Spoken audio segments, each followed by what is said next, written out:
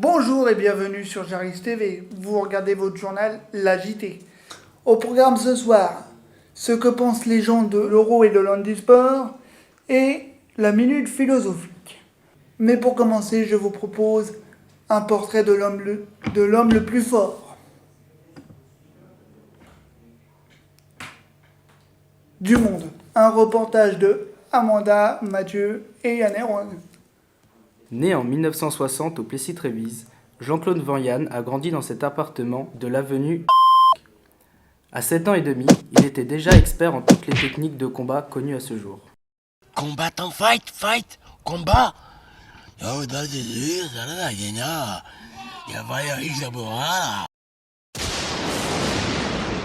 then I realized, well, Rocky character is intact, but now there's a new generation, and the character of Adonis Creed comes into the picture.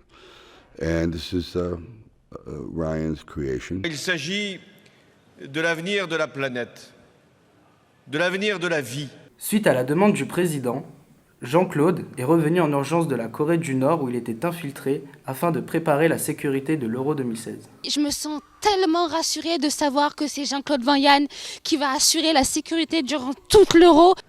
Je veux ici vous exprimer la reconnaissance du peuple français. Il nous a accordé une interview en exclusivité. Les terroristes, un bon crochet de droit avec moi et c'est réglé. Si t'as l'esprit ouvert, t'es aware. Bon, je vous laisse. J'ai un gang à démanteler avant midi.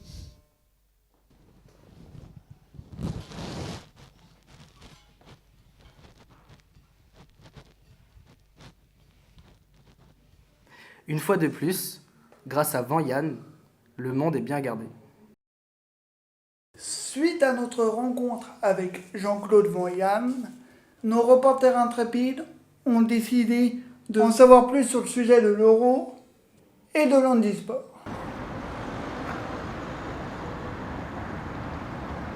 Où que je me trouve, je pourrais manquer un seul match de l'Euro. C'est quand même ma passion avant tout, le football. J'y connais rien du tout et j'avoue que si je vois un match à la télévision, je zappe. Même les matchs de l'Euro.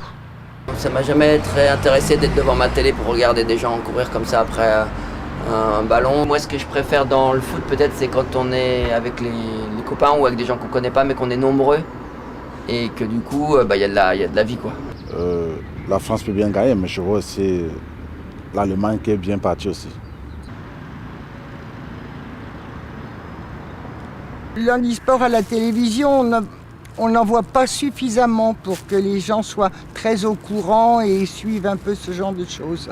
C'est pas assez représenté à la télévision, mais ça devrait l'être. Ça devrait l'être. Je trouve ça dommage parce que c'est des gens qui s'expriment autant que sur le terrain que tous les riches du PSG. Je trouve ça tout à fait anormal qu'il y ait des joueurs de football qui gagnent des sommes mirobolantes pour taper dans un ballon. Pour montrer à tous les téléspectateurs la diversité du sport, voilà, pourquoi pas mettre des quotas, mais enfin, on est loin d'y arriver à cause de l'argent qui pollue un peu tout le sport. L'argent pollue le sport. Pour finir ce journal, je vous propose une minute philosophique par Amanda, Mathieu et Yann Erwan.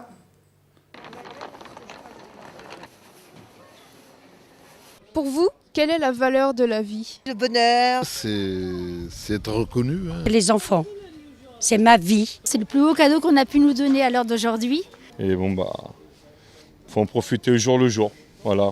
Alors qu'est-ce qui est arrivé en premier, l'œuf ou la poule? Alors ça, je ne sais pas. La poule, elle vient de l'œuf. L'œuf, il vient de la poule, on ne sait pas. Je dirais la poule en premier.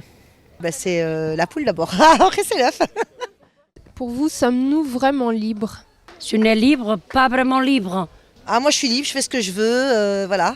Où elle est la liberté, chacun la trouve de sa façon. Là, je me sens libre. Libre de faire ce que je veux, de parler, de dire ce que je veux, quoi.